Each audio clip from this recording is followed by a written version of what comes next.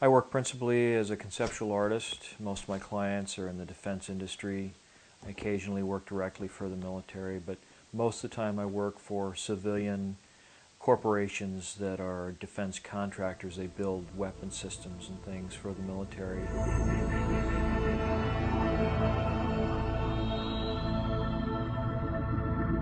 I worked for all the major defense contractors. I worked for General Dynamics, Lockheed, Northrop, McDonnell Douglas, Boeing, Rockwell International, Honeywell, Allied Signal Corporation. And it was a very enjoyable, very lucrative business. And just before I went into college, in '67, when I was at Westover Air Force Base, had this Gilbert Science Company 80 power reflector telescope and everything. And one night before I was going to go to bed, took the dog out, to go to the bathroom and stuff. And it was in March or February of '67. And I saw this light moving across the sky, and then it just kind of stopped, and there wasn't any noise. So I took the dog back in the house, I brought out my telescope, and I watched this thing through the telescope for about 10 minutes.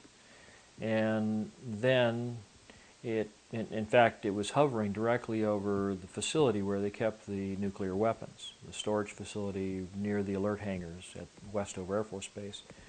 And it started to move off, and it moved off slowly and kind of wandered around the sky, and then all of a sudden just poof, was gone, like it had been fired out of a gun. It was just out of sight in just a second or two. It all started coming together when I was working at Intravision, and John Ippolito talked about this interview that he'd done with a person who had, for some reason, had wound up walking up to or near a hangar at a section of a military, an Air Force base, and had seen a flying saucer in the hangar, and then he was arrested and hauled off and blindfolded and debriefed and all this sort of thing. This fellow, Mark Stambaugh, apparently, according to Roger Turner, had developed an experiment that created a kind of levitation. In some circles it's been called electrogravitic levitation or anti-gravity. And what he did was he apparently acquired a high voltage power source, DC, direct current power source, and he took a couple of 1/4 inch thick copper plates, about 1 foot in diameter, with a lead coming out of the middle of each one at the top and the bottom, and he basically embedded them in a type of plastic resin like, polycarbonate or plexiglass or some other kind of clear resin, where you could see the plates and you could see the material. Apparently he did everything he could to get all the little air bubbles and stuff out of there so there wouldn't be any pathways for the electricity to break down the material and arc through there. And the experiment was to see how much voltage you could put on this capacitor. This is a plate capacitor in this arrangement. How much voltage can you put on this thing before the insulating material begins to just break down? Well, according to Roger, he got up to about 1 million volts and the thing would begin to float. But it floated in accordance with principles that have been described in a patent that was filed back in the late 50s, early 60s by a gentleman called Thomas Townsend Brown. He and another individual by the name of Dr. Beefield, he had been a student of this Dr. Beefield, and this effect became known as the Beefield-Brown effect. Well, he apparently duplicated the experiments done by Beefield and Brown, but the one aspect that they found about this arrangement was that the levitation would always occur, or movement would occur, in the direction of the positively charged plate. So if you had two plates, one's negative, one's positive because it's a direct current system. And if you have the positive plate on top, it would move in that direction. If you had it on a pendulum, it would always swing in the direction of whatever direction the positive plate was facing. Beefield Brown had even done some experiments in the 50s where he had put a couple of these type of capacitors on a like a little pivoting point. These things would spin as you charge them. I got a call from a kid that I had known at Art Center, a fellow by the name of Brad Sorensen. And he apparently had seen the magazine, recognized my name, and contacted the art director, who gave him my phone number, and he called me up. And it turned out that he had gone to work for a design firm in the Glendale, Pasadena area of California. Ultimately wound up acquiring most of the clientele for this particular agency. In the process, had developed a sort of a business practice where he would create products, conceptual designs, and products for different clients.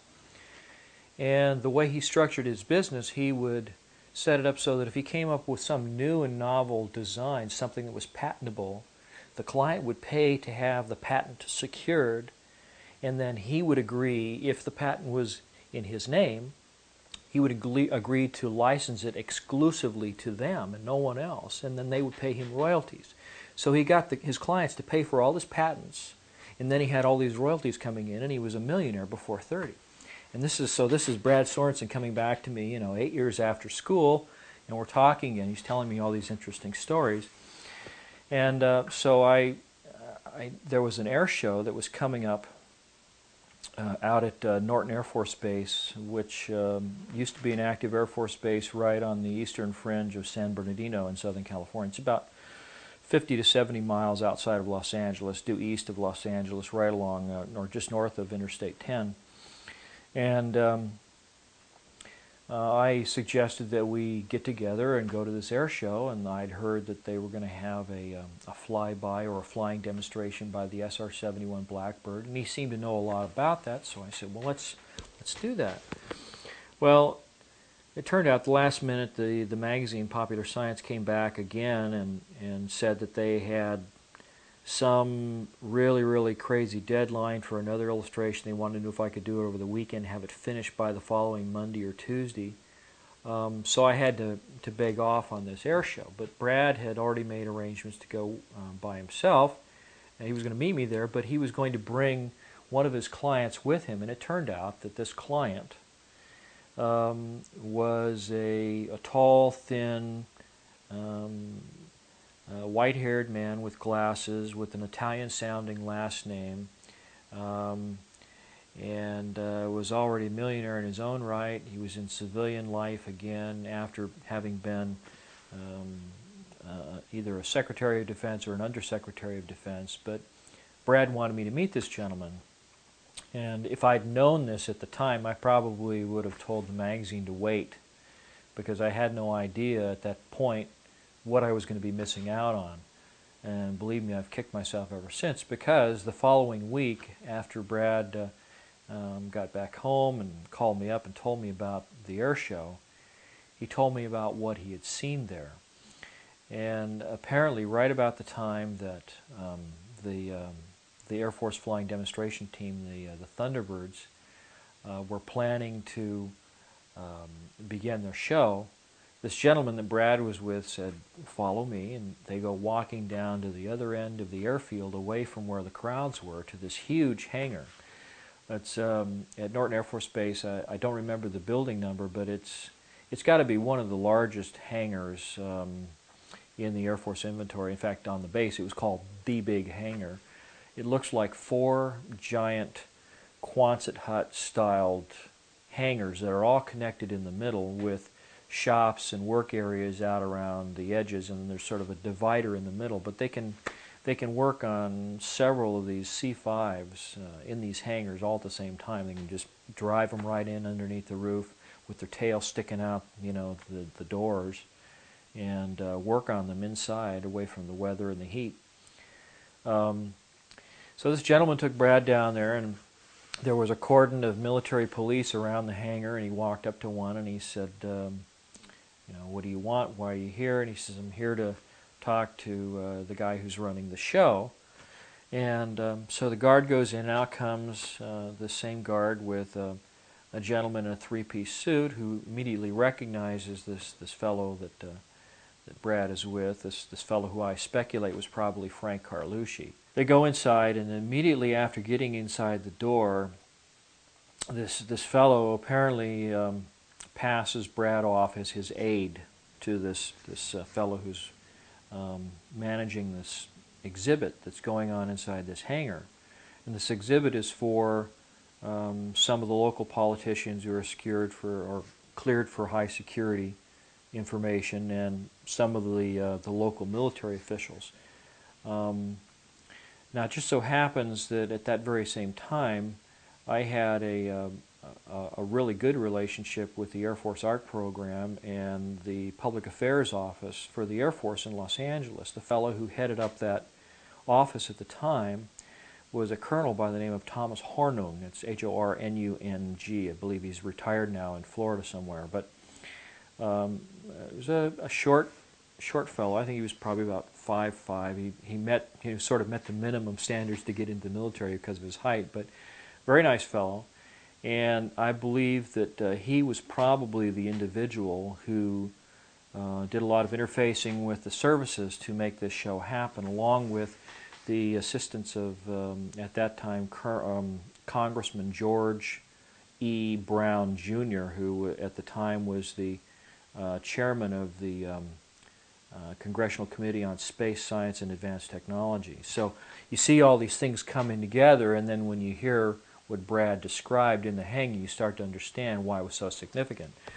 Well, as soon as they walk in, Brad is told by this fellow that he's with, there's a lot of things in here that I didn't expect they were going to have on display, stuff you probably shouldn't be seeing, so don't talk to anybody, don't ask any questions, just keep your mouth shut, smile and nod, but don't say anything, just enjoy the show. We're going to get out of here as soon as we can. So in the process, the host or the person running the show was very engaging to or with the gentleman that Brad was with, and so they bring them in and they're showing them everything. And in the process of this exhibit, they had a number of, I guess you'd call them high-tech, advanced technology hovercraft that employed different types of little trapdoors that would open and thrust would come out and blow them around, and you could fly, several feet off the ground with these things. There was the losing prototype from the B-2 stealth bomber competition. They also had what was called the Lockheed Pulsar, nicknamed the Aurora, and it was described as being a large, sort of a flattened out football shape, all black, all covered with tiles, very much like the space shuttle. Had three landing gear, had two large main gear underneath the aircraft, two tires on each side, and a long spindly sort of nose gear under the nose, very, very long. It didn't appear to have a cockpit of any kind. It instead had a kind of synthetic vision system. It looked like a couple of those little mirrored balls that you see on the lawns back east in New England on either side, and these were infrared seeker heads. And he was north of what later became known as the Area 51 weapons range. It's north of Las Vegas in Nevada. Said that he came out of the clouds middle of the afternoon, and below him and to his left was this black diamond-shaped aircraft, flattened football shape. But this one had a cockpit on, a little canopy, had a vertical stabilizer above and vertical stabilizer below, and it had a couple of little like NACA ducts for the inlets for the jet engines, and then a couple little openings in the back, kind of like the ones on the stealth fighter, where they spread the exhaust stream out so that it disperses the heat, allows the heat signature of the plane to be dropped off dramatically so they're not susceptible to heat-seeking missiles and things of that kind. But this pilot, in recounting the story to Hal McCormick, says that he called his ground controller and said, "Why didn't you tell me there's other traffic in my area? Why didn't you tell me that there's somebody else here?" And they said, "Well, because there is nobody else there." And he said, "Well, the hell there isn't. I can see him right here, and the plane looks like this. It's black and diamond-shaped and has two tails." And with that, this thing banked away from him, hit the afterburners, and took off and disappeared in the clouds. And the next thing that happened was he got a call from the ground control unit, which just happened to be the tower at Nellis Air Force Base, and it said, divert to Nellis, land, stay in the aircraft, don't depart the aircraft. Someone will meet you there. So he immediately diverted to Nellis, landed the plane, waited until some MPs came out, and they took him out of the plane, handcuffed him, put him in the plane, and then they spent several days talking to him about the aircraft that he did not see.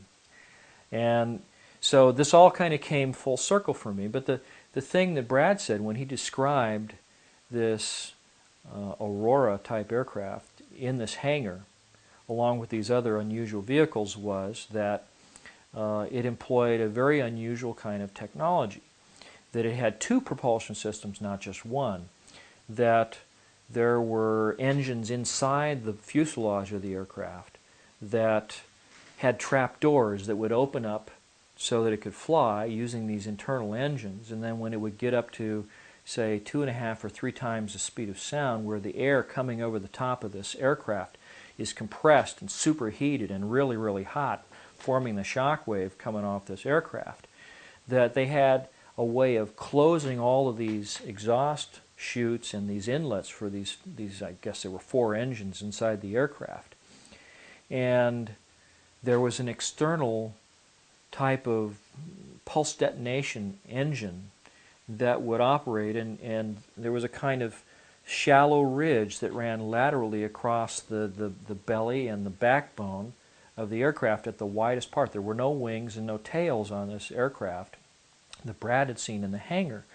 But along this ridge were all these little tiny orifices, these little, looked like fuel injectors pointing outward into the airstream directly behind this ridge. I mean, if it flew this way, they would point towards the back. And the idea was that as the supersonic shock wave would form over the front of the aircraft and it would separate from the surface of the aircraft right where that little ridge was, they would spray fuel into the superheated, highly compressed air, and it would explode. It would spontaneously explode, and as it did so, it would expand between the tapered afterbody of the vehicle and the shock wave that came off those ridges. So it was like an exhaust cone turned inside out, and it would pinch the back end of the vehicle and shoot it forward at speeds of something like 10 or 15,000 miles an hour. Just incredible, faster than a rifle bullet, basically. And that was part of the reason the whole thing was covered with these ceramic tiles, is to protect it from melting when it's flying through the air. The other thing that he said about that aircraft was that it had these circular launch tubes in the belly of the vehicle, each of which carried a single cone-shaped nuclear-powered or conventionally loaded warhead in a reentry vehicle that could be guided into precision and individually guided to targets. And the way the system operated was just absolutely beautiful and elegant and simple. And they had a tile on the outside with explosive bolts holding it in place, and it was flush with the tiles on the belly of the vehicle. And up inside this tube was this cone-shaped reentry vehicle pointing nose down, possibly having a kind of a sabot or a 3-piece spacer in there that would hold it centered in the tube. And then directly above that and behind it was another circular tile, and then behind that was a big coiled spring. And what they would do is they would fire off the explosive bolts. The spring would push this reentry vehicle out of the tube. The sabot would fly away in pieces.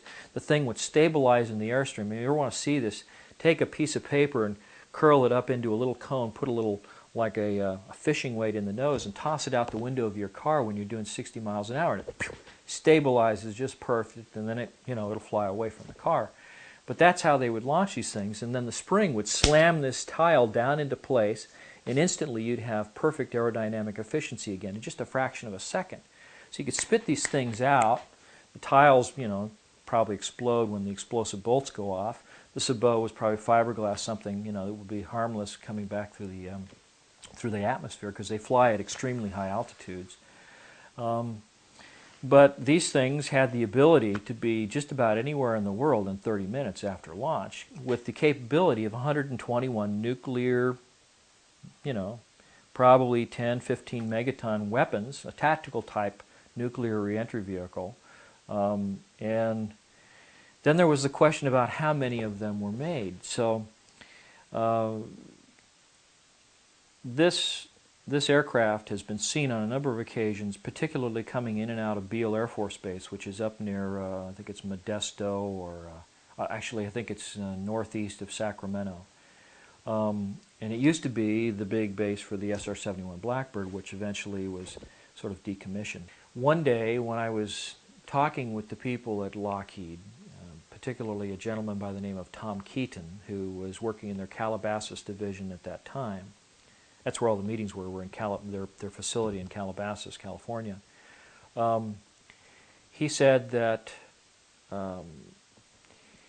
they were developing this artwork as a new version of an existing aircraft. And he went on to describe this existing aircraft as being one that had two propulsion systems. He didn't describe what it looked like, but what he said was that they had had a recent problem with the operation of this first generation aircraft. He didn't call it, you know, the F-19 or the Aurora or anything, just said it had two propulsion systems. But he said that the pilot was going to land at a facility north of Nellis Air Force Base in the desert, that the weather apparently was bad. He was going to divert to Edwards, and then he had a problem transitioning from one kind of propulsion system to the other. Didn't specify what they were, but of course this all comes later when you hear what Brad had to say about what he saw in the hangar at Norton Air Force Base. So, but he said, this Thomas Keaton said, that the aircraft had to fly out over the Pacific, and because it was flying so fast, he had to make a big sweeping arc while he sorted out this problem, transitioning from one propulsion system to the other. And by the time he was ready to turn around with the corrections made and come back, he was over Hawaii, and it was only 15 minutes later. Well, it's 3,000 miles from the coast of California to Hawaii. 15 minutes, that means he was doing 12,000 miles an hour, at least, to make that distance in that amount of time. So obviously, you know, I mean, then there were all of these stories about what people thought were double sonic booms or earthquakes or something, that when you tracked all the seismic activity over Los Angeles, there was this perfect pathway going over Los Angeles that crossed, or basically made a connect the dots kind of illustration between the Pacific Ocean, Los Angeles, Edwards Air Force Base, a facility that Lockheed had near Bakersfield, which I can't recall the name of now, and then of course the Area 51 facilities north of Nellis Air Force Base. So it was like they had three options of where they could land: Edwards, this other interim facility that Lockheed had, and then Area 51. So getting back to Brad's story at Norton Air Force Base, one of the other things that he said was that after they showed them all of this aircraft and all these little hovercraft and the flying wing and all this thing, he said they had a big black curtain that divided the hangar into two different areas, and that behind these curtains was another big area, and inside this area they had all the lights turned off, and they go in, they turn the lights on, and here are three flying saucers floating off the floor. No cables suspended from the ceiling holding them up, no landing gear underneath, just floating, hovering above the floor. And they had little exhibits. They had a TV, a little videotape running showing the smallest of the three vehicles sitting out in the desert, presumably over a dry lake bed someplace like Area 51. And it showed this vehicle making three little quick hopping motions like that, and then accelerating straight up and out of sight until you couldn't see it, and completely disappearing from view in just a couple of seconds. I mean, just boom, no sound, no sonic boom, nothing.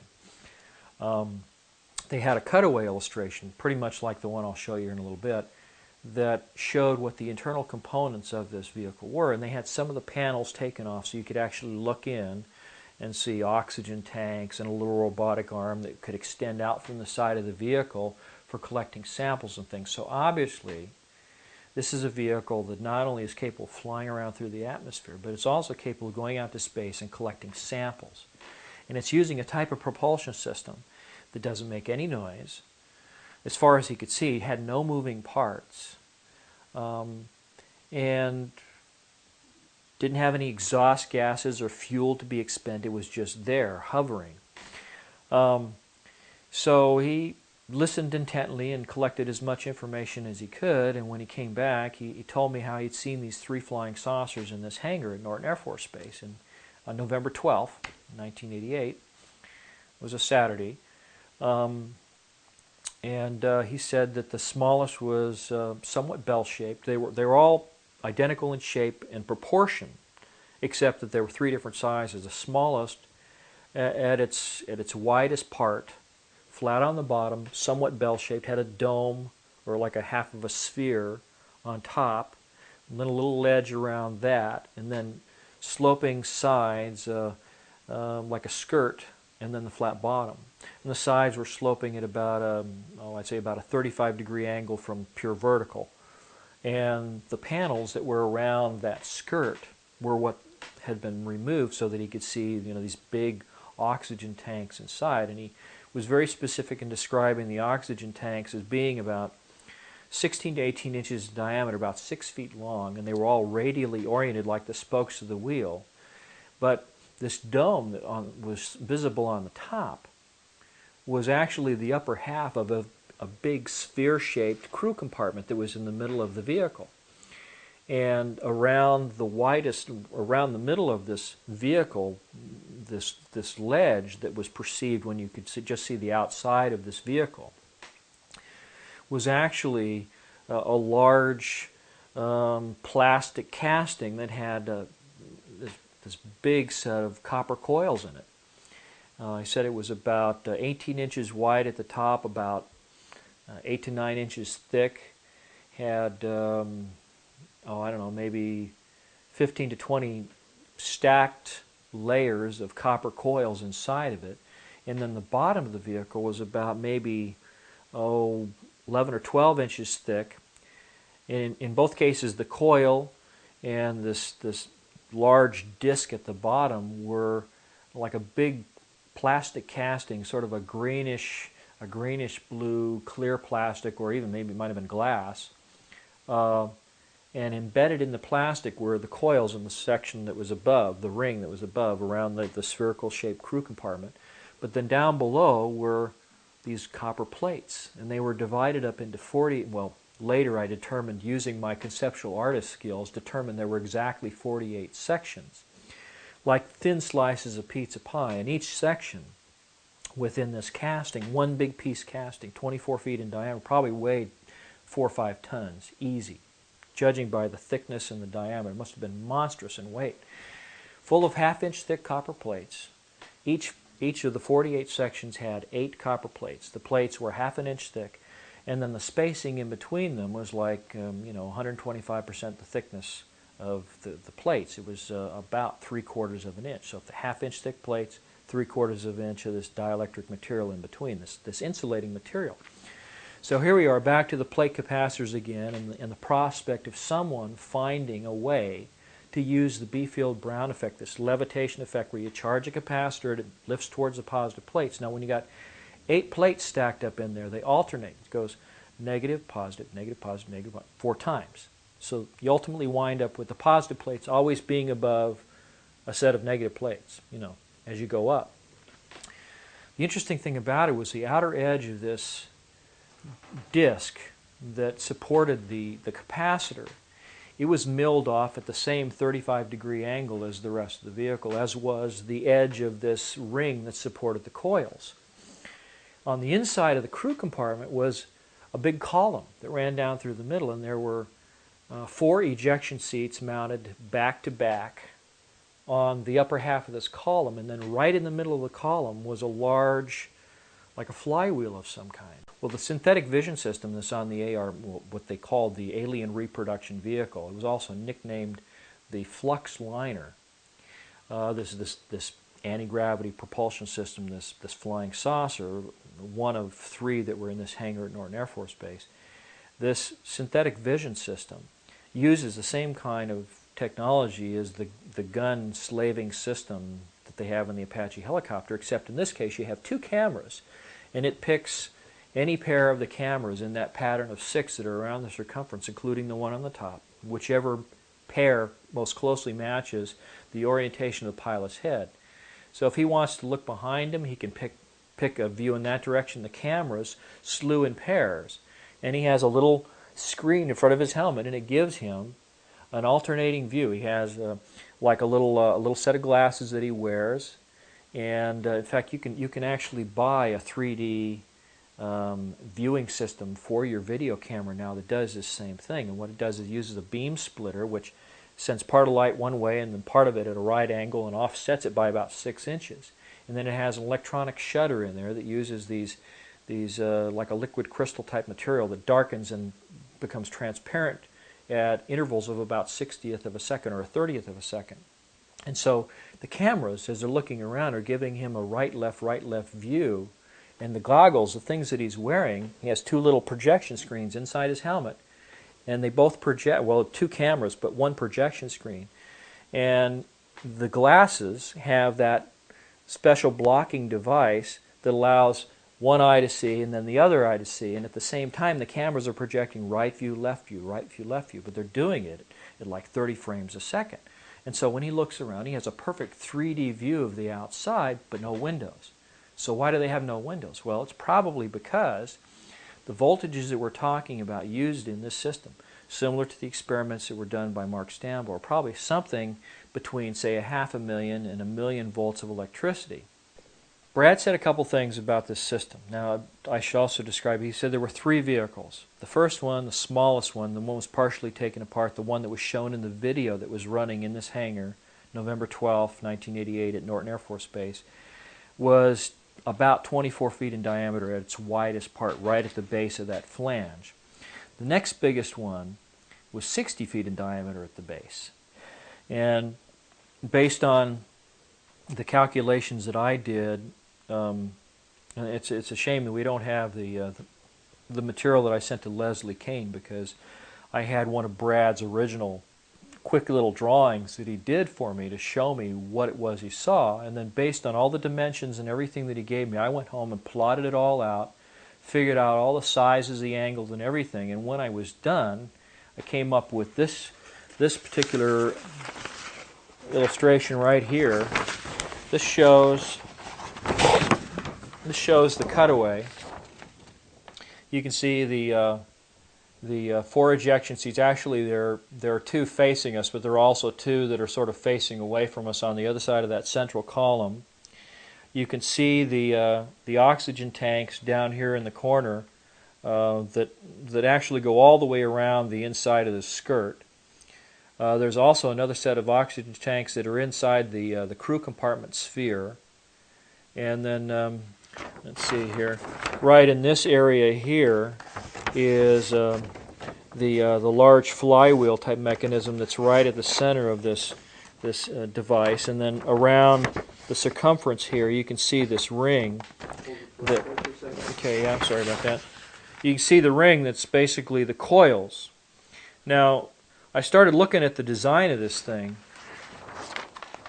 and it occurred to me that what I was looking at there was a huge Tesla coil, which is kind of like an open-air transformer. You take a large diameter coil with a few heavy, large diameter windings of copper coil. It's like a big, like a donut-shaped coil, or a toroidal coil is what it's called, a toroid, like a donut. And you, say, have maybe 100 windings in this coil, and then in the middle of that coil you have a column with several hundred windings, maybe a much finer wire.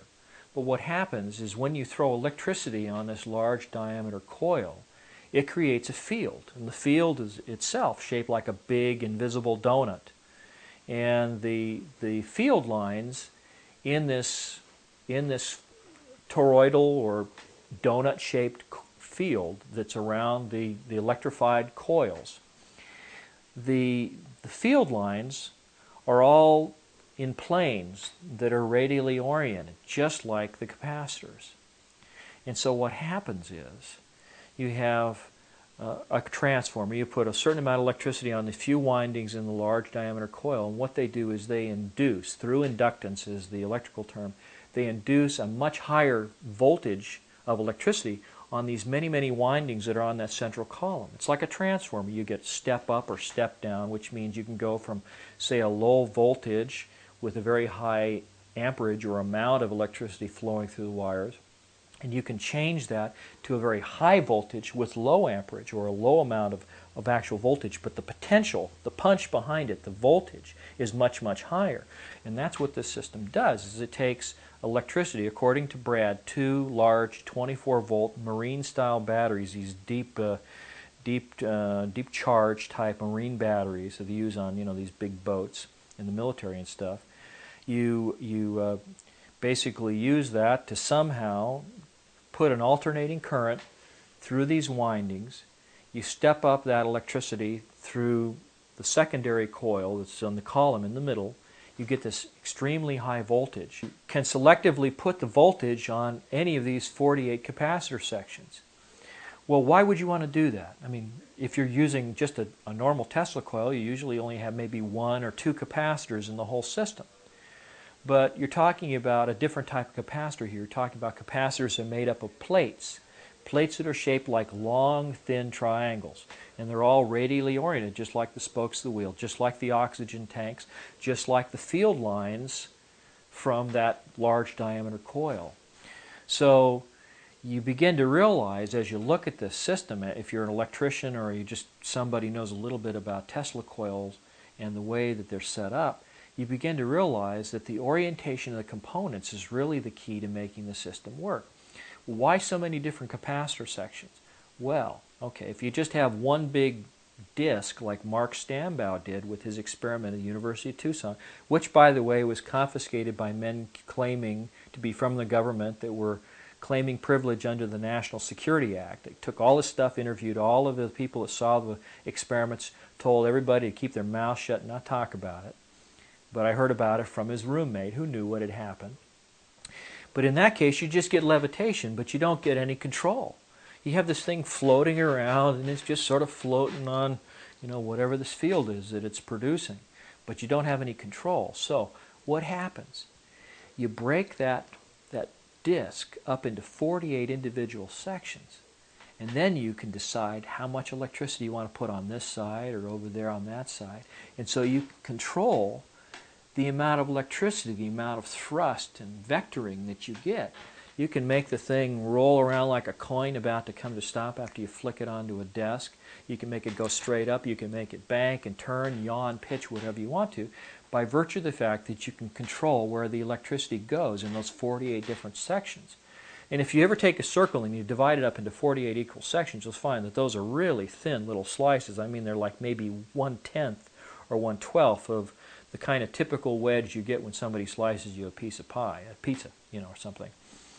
But anyway, so you have this capacitor, or these 48 individual capacitors, and you have one big Tesla coil.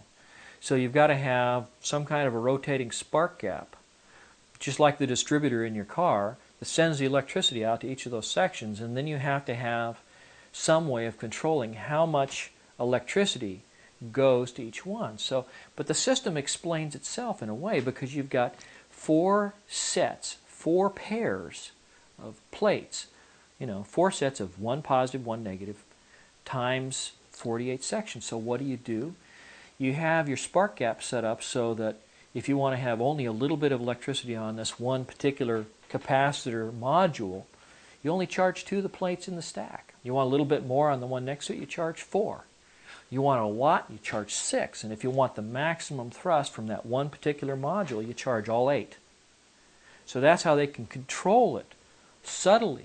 They can get it to do whatever they want to. Now, Brad, when he described the control system, said that on the one side there was this big high voltage, what they call a potentiometer. It's like a rheostat, like a big controller. It allows you to put progressively more electricity through the system as you push the lever. Now, on the other side of the control system, there was a sort of a metallic bar that came up like a stork's neck, and at the top of it, or right at the very tip of it, was a sort of metallic-looking ball.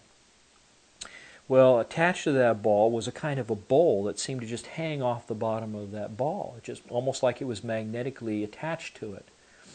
And he said that the system, when you watched it as you were standing next to it, he said the whole thing would just sit there and it would kind of rock and list, almost like a large ship at anchor in the ocean, at a harbor, floating on the water, literally on a sea of energy. As I think it was,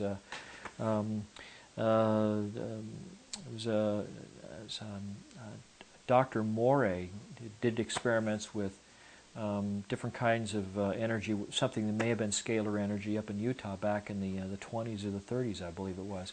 But he wrote a book called The Sea of Energy, and he describes this type of energy. And Brad said that when this thing was moving around, that the system wasn't energized to its full strength, and so components inside of the ship were still subject to some influence by gravity. And he says as it would start to list in one direction, that bowl, because of the influence of gravity, would swing in the same direction. As it started to tilt, it would slide over, and it would power up the system on that side, and it would bring it back to a righted position all by itself, completely unmanned. It would sit there and it would correct itself just while it was sitting there. Well, not too long ago, about 2 years ago, I came across an article in I think it was NASA's publication called Tech Briefs, and in this system, in this article, in this one of these issues, I found a system that had been designed and patented by a couple of scientists working at Caltech in Pasadena under contract with, I believe it was a Jet Propulsion Laboratory in NASA, and they had developed a whole computerized network of sensors and systems and computers that was all linked fiber optically. Well, why would that make any difference? Why would you want to have a system that's all linked fiber optically?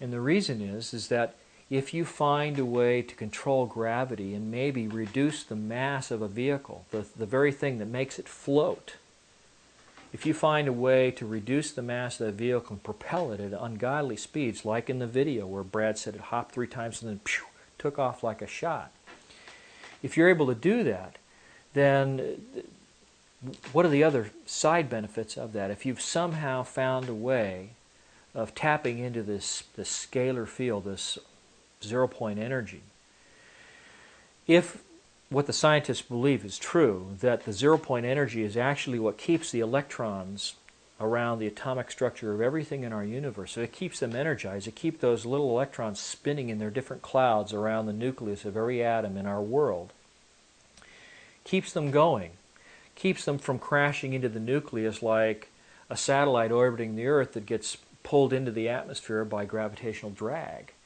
Well, if you have a way of interfering with that interaction, that absorption of zero-point energy by those electrons, then they begin to slow down. And every atom in the universe is just like a little gyroscope. It's got all these electrons spinning around the nucleus, and they have kind of a gyroscopic effect, which is the effect we called inertia and mass. You have one nucleus with a proton and neutron and one electron, hydrogen, spinning around like that. No, not very much mass, not too much inertia. But you take uranium-235 with 235 electrons all spinning around in their different clouds. There's a lot of mass there, a lot of inertia. It's because it's like a bigger gyroscope in a way. That's the analogy that I've kind of picked up here. But if you have a way of interfering with that absorption of zero-point energy so those electrons become de-energized, they begin to slow down, the effect of that inertia, that gyroscopic effect, begins to drop off, and the mass drops off too. Even though the atomic structure is intact, even though it's still there, it's still uranium, but it's not as heavy. One of the things that Einstein said was that you could never accelerate anything up to and past the speed of light, because if you did so, you would have to have all the energy in the universe, because as you accelerate through space, mass increases. And one of the old films showing this concept shows a train going faster and faster towards the speed of light, but the train keeps getting bigger and bigger and longer until the engine just can't pull it, so it can't ever pass the speed of light. But what if you have a system, a device, that absorbs that zero-point energy and prevents it from interacting with the atomic structure of your vehicle, and at the same time is providing additional power to the capacitor section, this whole electrical system that's going on in the vehicle that's running. what happens is that as you go faster, as you accelerate, all of that added energy, which would keep those electrons spinning faster and faster and increasing the mass like Einstein described, that same energy would be converted into thrust. But it's not allowed, it's not being channeled in a way that allows it to interact with the atomic structure of the vehicle and make it get heavier and more massive, have more inertia. So the faster you go, literally, the faster you are able to go, because you're tapping all that energy which would otherwise increase your mass, just like Einstein said. So in effect, the faster you go, the easier it becomes to go up to and exceed the speed of light. Now, Brad said that in this exhibit at Norton Air Force Base that a 3-star general said that these vehicles were capable of doing light speed or better. Oh, by the way, and the largest of 3 vehicles was about 120 to 130 feet in diameter. I mean, that's massive when you think about it. It's just huge. There's a scientist in Utah by the name of Maury B. King. He's written a book called Tapping the Zero-Point Energy, and what he maintains is that this energy is embedded in space-time all around us. It's in everything we see. I think it was, I don't know, was it James Clerk Maxwell speculated that there's enough of this flux, this electrical charge in the nothingness of space, that if you could capture all the energy that was embedded in just a cubic yard of space, that you'd have enough energy to boil the oceans of the entire world. That's how much energy is sitting there waiting to be tapped. Now, one of the things that Maury B. King said was that the best way to tap that energy is by driving it out of equilibrium. It's just like a bunch of cigarette smoke in a box. But if you somehow send a shock wave through it, you can get a force. You can get ripples through it. And then if you have a way of collecting that energy at the other end, you have a way of tapping into it and using it. Now, one of the ways that they believe you can actually demonstrate the existence of this force is something called the Casimir effect. This is something that was discovered years ago. It was probably just before the turn of the century, before 1899 to 1900. And it was described as an experiment where scientists took a couple of heavy steel plates, suspended them on tracks with the faces parallel. And his thinking was that if there's this omnidirectional, omnipresent force that's all around us, it's acting on us from all sides, we can't feel anything because it's in equilibrium. But if you create an environment where it becomes channeled in a way, you put 2 big pieces of steel together like this where their faces become closer and closer, that energy can't get into that little gap in between, but it's pushing on the outer surfaces from all directions. So what happens? You get those 2 plates close enough together, and they slam together very, very hard, and they release all kinds of heat in the process. Now, there are a number of scientists that said, well, if you could have some kind of a foliated charge collector that had all these plates stacked up, just a few millimeters apart, and get them all to slam together at the same time, you could somehow tap that energy. But apparently, this system here, this alien reproduction vehicle, this flux liner, has a way of doing that somehow electronically. Now, Brad had described the fact that this central column has a kind of vacuum chamber in it. And the vacuum chamber is one of the things that you hear all these scientists who describe these over-unity or free energy devices they build. They all have some kind of vacuum tubes, vacuum technology. Even the Philadelphia experiment, where they supposedly made a whole battleship disappear, used tons and tons of vacuum tubes, the really big ones they used to have back in the 40s. Well, Brad maintained that inside this big vacuum chamber in the central column that's inside of everything else, inside of the flywheel, inside of the secondary coils of this Tesla coil, inside of the crew compartment, there is this vacuum chamber with mercury vapor in it.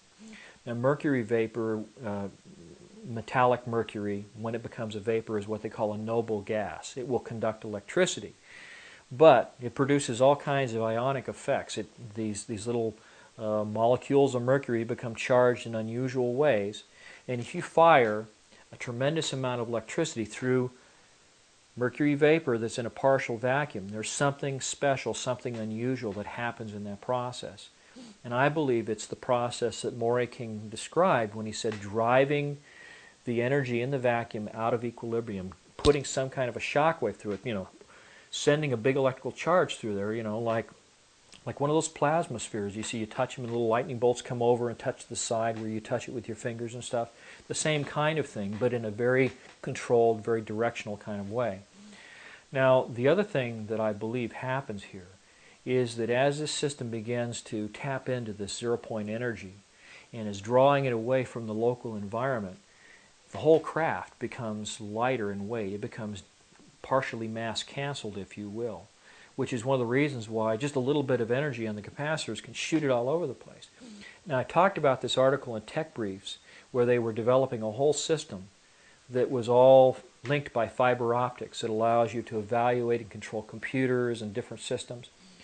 Well, one of the things that I believe that happens is when you take a system like this and you fire it up and everything in the system starts to become mass canceled, the next thing that happens is that the electrons that are flowing through the system also become mass canceled. And what does that mean?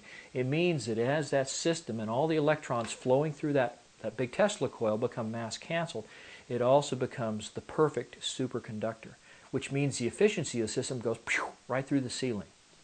So you get dramatic efficiency, just like the whole thing was dunked into liquid nitrogen or made out of pure silver or pure gold, which at certain temperatures are perfect conductors. You have all these fields being induced, and one of the things that happens is that because these fields around that main coil they have the field lines that are radially oriented, just like the capacitors in the bottom of the craft. I believe that what happens is you wind up on a very microscopic scale, you wind up with the same thing that you have in that little toy I described earlier, the Newton's cradle, where the little ball bearings go back and forth, except in this case, you've got all this electrical potential, all these electrons that are sitting in the capacitor sections. And those electrons are all lining up on the field lines. They're just like a bunch of soldiers standing there getting ready to march off to war. They're all in single file lines, and every time you hit those capacitors and the electrons with a pulse of electricity from the Tesla coil, you create longitudinal waves, the same scalar waves that we talked about way back in the beginning. And I believe that what you do there is you're creating an effect, like a barrier in a way, that prevents this zero-point flux from interacting with the atomic structure of the vehicle. And so it becomes lighter and it can be accelerated at incredible speed. In 1992, I described this thing to people that I met, and I went to an air show at Edwards Air Force Base. It was right after the Persian Gulf War. I met some friends of mine. One of my clients at Rockwell had some exhibits there, and they had a mutual friend, a fellow by the name of Kent Sellen, S-E-L-L-E-N, who worked for the AIL Corporation. And as it turned out, Kent Sellen and I had a mutual friend. It turned out that he and I both knew a fellow by the name of Bill Scott, or William Scott, who was a local editor for a trade publication called Aviation Week and Space Technology. Now, Bill Scott used to be a test pilot at Edwards Air Force Base back in the early 1970s. And Kent Sellen had been a crew chief working on the plane that Bill Scott flew. Now, here we were talking about the Persian Gulf War, and in the wake of that particular war, I met a young lady that worked at the restaurant where I ate every day, and she was complaining because her husband, who was a Marine, had gone over to the Persian Gulf, and he was over there for 6 months or a year or something. But he'd write home and he'd tell all these stories about how there were UFOs flying all over the Persian Gulf at night, over the Gulf. They'd see these things zipping around the sky. So I was talking to Kent Sellen about this fellow and describing these things that he had seen when he was a Marine on one of these ships in the Persian Gulf. And he nodded his head and smiled a big wry grin, and he winked and he kind of said, "Yeah, I know what you're talking about." And I said, "Well, how do you know what I'm talking? How do you know what I'm talking about?" And he says, "Well, because I've seen one." And I said, and at that point, I keyed in on something that John Eppolito of Intervision had told me about something in a hangar, something that someone had seen in a hangar.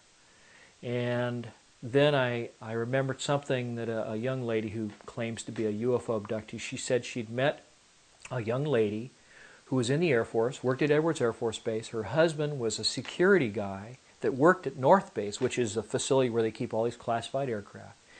And during the Christmas break one year, she said that they were all bored and lonely. He was the only guy out there, so he invited her out to North Base in the middle of the night, and he took her around and he showed her all these classified aircraft in these hangars, and one of them was a flying saucer. And what did it look like? It was flat on the bottom, had sloped sides, has a dome on the top with the little plastic bubbles with the synthetic vision system, the whole bit. So I said to Kent, when I'm meeting him at this air show at Edwards in '92, I said, well, was it flat on the bottom and had sloping sides and a dome on the top and little bubbles, you know, little camera things? He said, oh, you've seen one. I said, well, let me borrow your pen. So I took out a little piece of paper, drew a sketch. I said, did it look like that? He says, yeah, that's it. That's what it looks like. I said, well, so when did you see this? He says, I saw it in 1973. I said, well, where? When? When do you know? When did you see it? He says, well, I was a crew chief. He said, I worked on Bill Scott's plane when he was a test pilot. And he says, one night my ship supervisor said to me, you know, go out to North Base. They've got a power unit out there, a ground power unit for an aircraft that's leaking or failed or something. So we need you to take a tow vehicle out there, go out, pick it up, bring it back, drop it off at the repair depot. He says, then you can go for the night because we finished all our other work. Well, instead of going around the big perimeter road that goes up to the main entrance of North Base, what this young man did, what Kent Sellett did in 1973, one of the same years I was in the Air Force, he drove straight across the dry lake bed at Edwards to the North Base facility, assuming that the security was so tight out there that they would see him coming, you know, with their thermal imaging systems or whatever they had back then, and that the security people would pick him up and say, okay, it's over there, get it and leave. Well, instead, what happened is he comes up off the dry lake bed, rolls right up on the tarmac, and is going down these rows of hangars. They're all Quonset-style hangars back then. And he stops in front of the first one with the doors cracked, expecting to find this defective ground power unit. And what does he see? He sees this flying saucer sitting in the hangar, hovering off the ground, which brings me back to John Appolito's story about a guy who saw a UFO in a hangar, you know, sometime prior to 1982 when I met him. So, or I guess I met him in 1980 actually, but so it starts coming full circle. So I said, well, what happened? He says, well, this thing, you know, was flat on the bottom, sloping sides, had little cameras in these little plastic domes all over, and there was a door on the side. And he says, I wasn't there for 15 seconds, and I heard footsteps running up to me. Before I could even turn around and look, he says, there was a machine gun barrel at my throat, another one over here, and he says, a gruff voice says, close your eyes and get on the ground, or we're going to blow your head off. So they put a hood over his head, blindfolded him, hauled him off, and they spent 18 hours debriefing him. And while they did, they told him things about this vehicle that my buddy Brad didn't even know, just from what he could see, you know, standing in that exhibit with his eyes closed, you know, with his eyes open, not saying anything. Well, Kent Sellett tells me that the upper and the lower sections of the crew compartment, they're made out of what's called a pultruded sphere. It means that you take you know, a composite material like Kevlar or fiberglass or carbon thread, and you embed it with resin, and then you wrap it around a ball-shaped mandrel while it's still wet. And all these fibers bind together into a huge, incredibly strong sphere, probably stronger than steel, and capable of, you know, holding up to, you know, machine gun fire. Everything won't go through it because it's just like a big piece of armor plating. But at the same time, they set it up so the top and the bottom halves can be split. And they mold a little flange all the way around on each of those. And that flange is what holds the primary windings of the Tesla coil together. Now, he said that one of the things that they designed into the system was that if the pilots of this thing were at high altitude and they had to eject, there's all this ionized air around the craft that could fry these pilots when they went to eject, so they couldn't just pop out of there. He said that they had a series of explosive bolts around the upper and the lower halves of the sphere, and when it came time to eject, the whole top of the sphere would come off and it would pull the outer sheath of that central column along with the ejection seats right out of the vehicle, and it would offer a protective shield around them as they were going up, because the flywheel is right underneath their feet. It's this big 9-foot diameter flywheel in the smallest version of the craft. So it'd come off. And of course, the charge would start to dissipate, you know, as this thing flew away. And I even speculated that in some sense, this bowl-shaped upper section of the crew compartment that they're sitting inside of could even act as a rudimentary re-entry shield if they were coming back down through the atmosphere. But Brad had said that all the components in the system were all off-the-shelf components. things that you could find, you know, right in the inventory.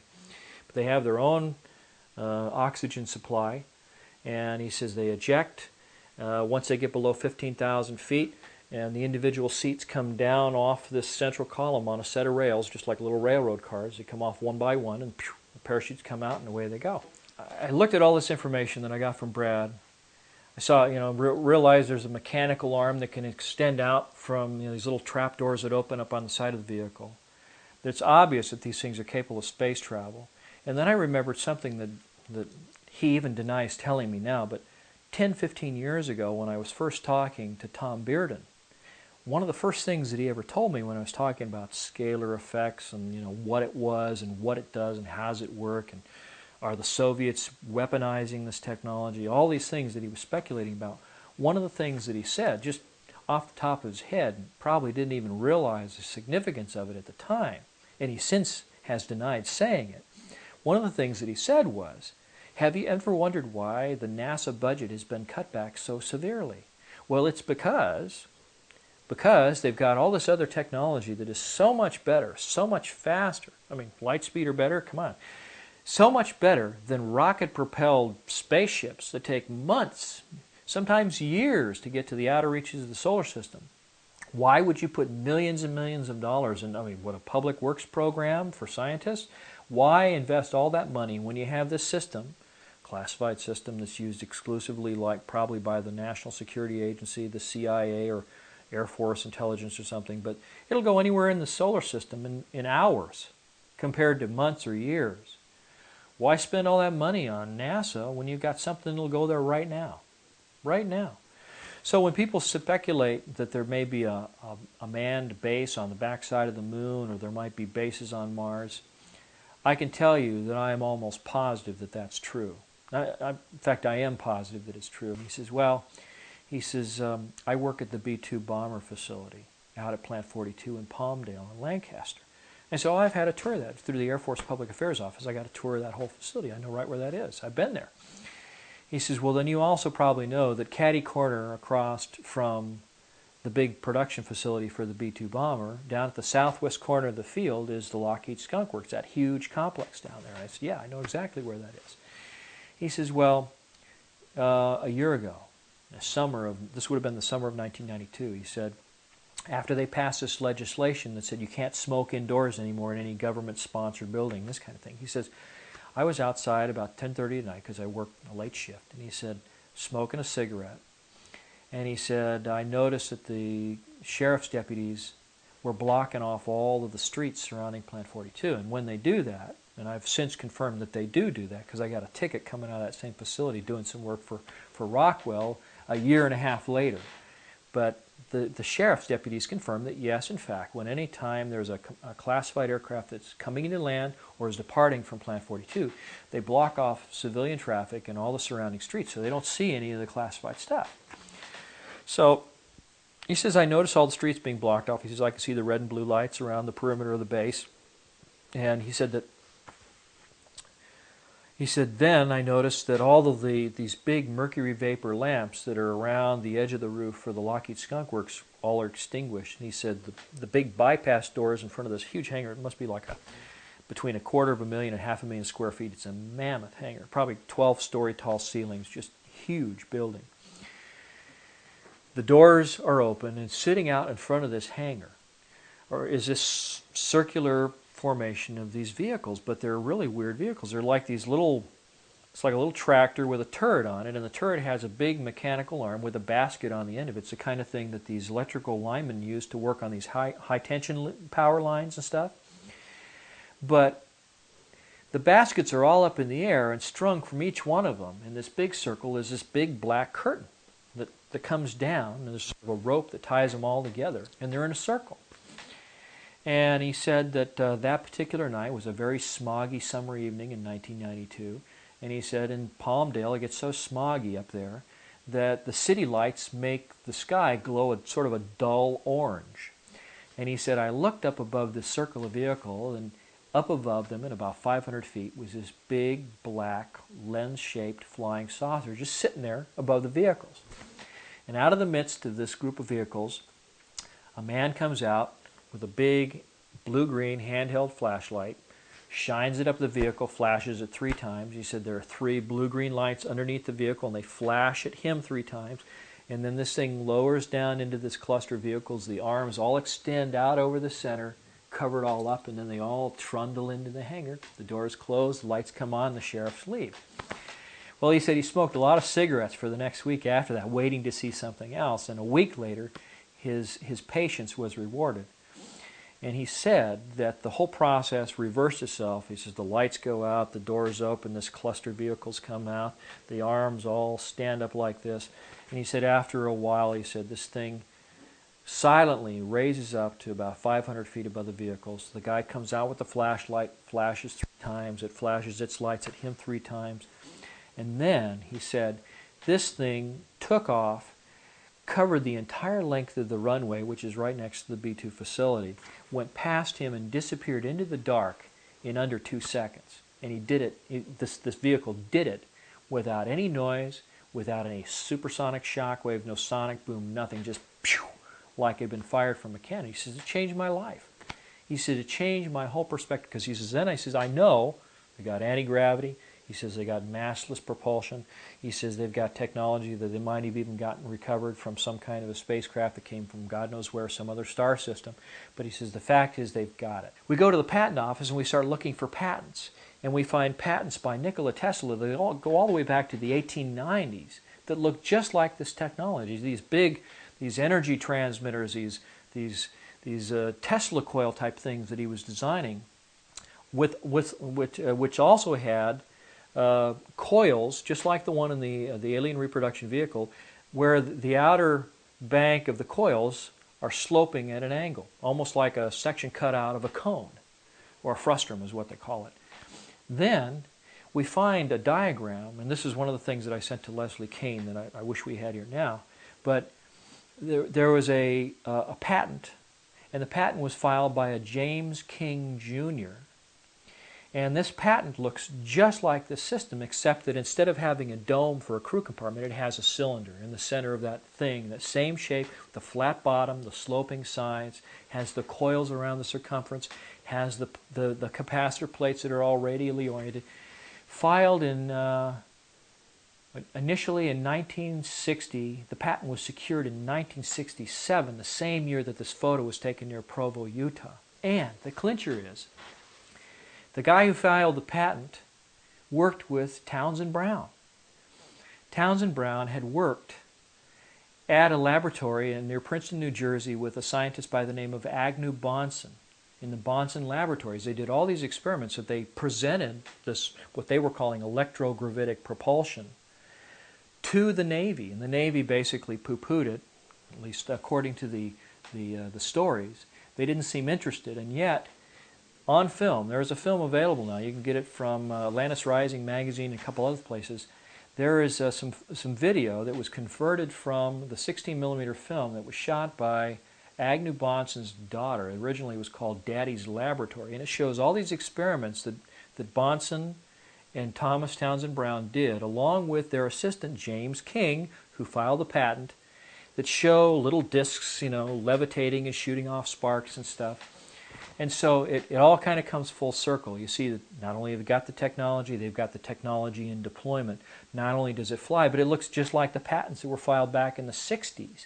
The same year that photos were taken near Area 51, between Area 51 and Provo, Utah, by a military pilot. And it shows all the same features, shows all the same shapes. And so the bottom line for me is that regardless of whether you understand all the fine points of the technology exists. There are people that have seen it. I've seen these things myself. So to me, it's just really a matter of time before they bring this technology out of the black and begin to let us use it for other things like pollution-free production of energy. Big one. Big environmental saver. You could probably take a couple little things that look like those flying saucers and put them around a crankshaft and use them to drive an engine. Pollution-free, no use of fuel. Probably have to shield it against all the ionization, but you could probably find a way to do it. I'm sure you could find a way to make electrogravitically driven motor, electric motor. The only other thing I can say is that when I was talking about the fiber optic control system, that's also one of the things that goes back to the original Roswell account, that there were all these little fibers with light going through them, and they couldn't explain what this stuff was. Well, of course we're talking about right, fiber optics. right. Okay, well, why would you need a fiber optic system in a spaceship? Well, okay, if suddenly everything in the vehicle suddenly becomes mass canceled, and even the electrons become mass canceled, it means that all of the telemetry that's going through your system is going to go out of haywire. It's going to be like suddenly the system goes through a phase change and everything's superconducting. So you have to have some way of maintaining the same level of control for your spark gaps, the control of the amount of electricity that goes out to the different capacitors, so that when you change the control stick, you still get the same amount of movement and deflection in the system, even when you go into a state of mass cancellation or partial mass cancellation, because the electrons are also mass canceled, and so they become superconducting circuits. Well, why use fiber optics? Because photons have no mass, supposedly, so they're unaffected. So it means that any information, any telemetry that you send back and forth to your computer, it doesn't matter if the computer functions at a superconducting level, because it just makes it faster, more efficient, smarter. But you want to be able to control the aircraft so it doesn't crash. What's the best way to do it with fiber optics? He specifically said this was a waste of taxpayers' money to have covert operations that have developed advanced technologies in this energy or propulsion area, and then NASA is also getting tax dollars to do the same thing all over again. The parallel development, he felt, was a waste of taxpayers' money. I've seen other senators say the same thing. In fact, that particular senator requested information from the president about such covert operations.